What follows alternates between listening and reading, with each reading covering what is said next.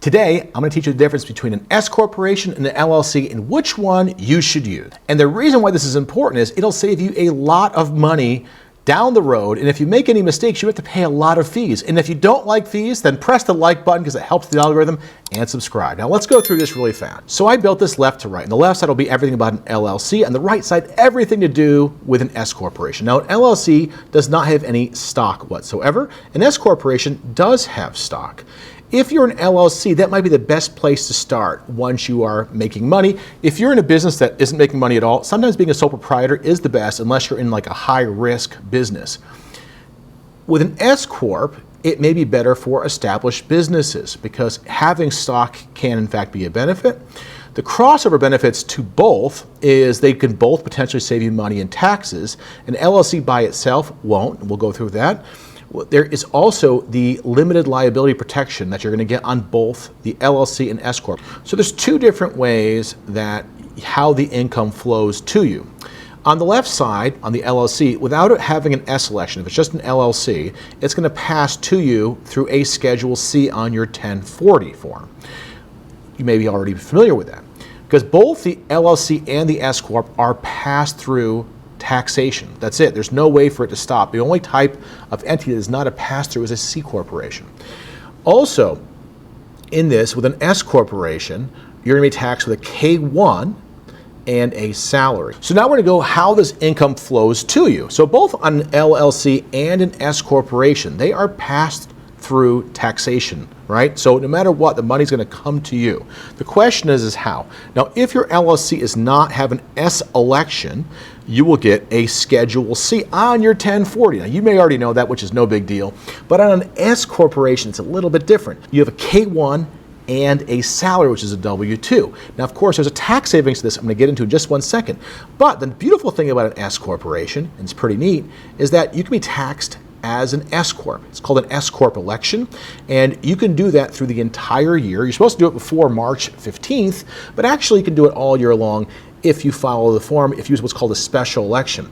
Now your Schedule C, in this case, goes away. No more Schedule C income, and now you're going to have the K-1 and salary income. So an LLC has that flexibility.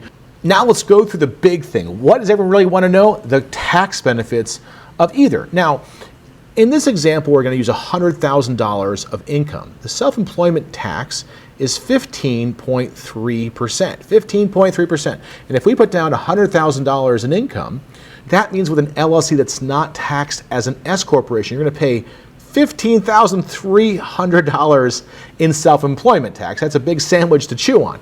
But let's talk about an S Corp. With an S corporation, you can choose a salary and a distribution. Now on your salary, and you can choose a salary as long as it is reasonable. That's the taxation rule. Now in this case, we're going to use a percent of 50% salary, 50% distribution. The salary can actually be less, the distribution can be more. It's basically something where it has to be reasonable according to your industry and also the amount of money you make. So when it comes to salary, you're going to pay $50,000 in this circumstances. You can pay a $40,000 salary, just follow me in the example. $50,000 salary, $50,000 distribution. That's going to leave you a tax savings of $7,650 in a year, right? So imagine that's just one benefit that you can get out of an S corporation. There's other benefits too, but for this example, to just show you the power of being an S corporation. But again, we can be taxed as an S corporation. It's the flexibility of an LLC, which means all those savings I spoke about can now be taxed on the LLC side, right? So that's one of the big benefits of being taxed as an S Corp. And again, just one sheet of paper. It's a 2553 form, super simple to do for people like ourselves.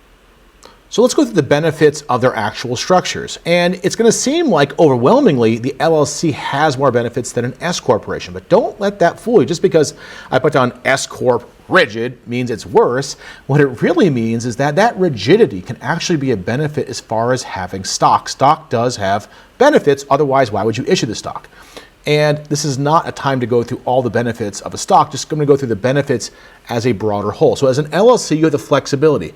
You can choose to be taxed as a pass-through entity where it goes directly to your Schedule C, and you don't need to choose to be an S corporation or a C corporation. You can just leave it as is and just let it pass right to you. Now, If you aren't making a lot of money, that's probably the best option for you because you get all the benefits of the liability protection, but you don't have all the extra fees associated with an S corporation and additional bookkeeping and payroll. All that stuff is gone, just passes right through you.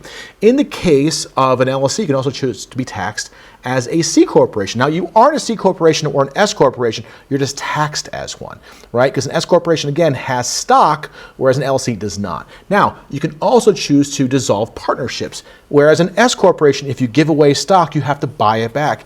In the case of an LLC, if you become a partner, you take your LLC, you join another LLC in a partnership. If you don't like that partnership, just that's it, it's over. You can walk away from it. It's much harder to do in an S corporation. Last but not least, if you do choose to be an S corporation, the flexibility to leave being an S corporation. Now, bear in mind, if you do that, you have to wait 5 years to become an S corporation again, unless, it's much simpler to do, just get another LLC and just choose that to be taxed as an S corporation. Don't think that 5 years is like the be-all and end-all. It's the 5 years for that entity, because all you have to do is get another entity, and then you can choose to be an S corporation. So if you're not making money now, you can actually unelect to be an S corp. You can go back to just going back to your Schedule C. If you start making a lot of money a lot quicker than you thought, just change your entity. Call it something close to what you're currently calling it, and then just use the S election. Now, the S corporation, the benefits of it is the rigidity of having that stock structure. Stocks have been issued for a very long time for a very specific reason. Stocks have benefits that people don't think about. And the biggest benefit to a stock is that when distributed, it can be seen as passive income to the shareholder who owns it, right? So now, of course, if you own it, it's active income because you are actively, ordinarily making money. But if someone decides to invest in your company, they will want shares. And for a lot of people that are having a business, if they want to have someone who wants some kind of passive income, they may not want to be part of your LLC because they may become a partner, but they won't get the same tax benefits as just being a passive partner in the business. And that's the beauty of having that stock.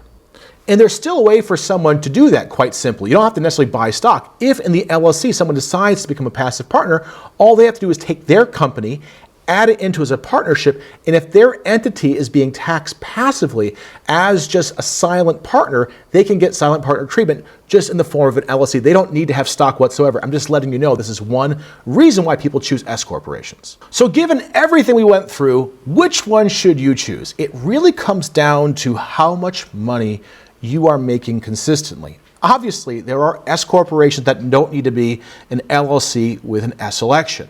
But in most cases, having that flexibility of an LLC taxed as an S corporation makes it the winner by far. It has the most flexibility. And if you're looking for, in any way, shape, or form, a good place to start growing your business, flexibility is always the key. But if you are doing phenomenally well in your business, you may want to be an S corporation or even a C corporation. That's why all the biggest corporations out there are a C corporation. We're not going to get into that, but in most cases, most every single person watching this video, in my opinion, should choose an LLC and keep that the winner. Keep it really simple. And if you want more tax help, this is only advice. If you want actual help, there's a link in that bio. Click on that. And if you want even more tips, I have the best strategy right now to save you money on taxes. We're going to go through that right here.